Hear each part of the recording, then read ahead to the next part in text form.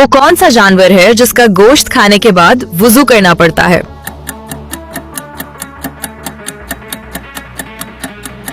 सही जवाब ऊंट।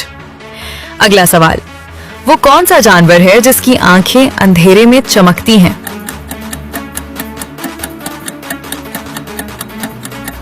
सही जवाब बिल्ली। अगला सवाल, वो कौन सा जानवर है जो बगैर आवाज किए उड़ सकता है? अपनी जहानत से इसका जवाब कमेंट सेक्शन में दें। अगला सवाल, वो कौन सा जानवर है जो अपने मक्कार होने की वजह से मशहूर है?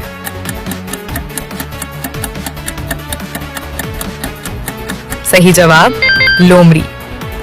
अगला सवाल, वो कौन सा जानवर है जो खड़े होकर भी सो सकता है?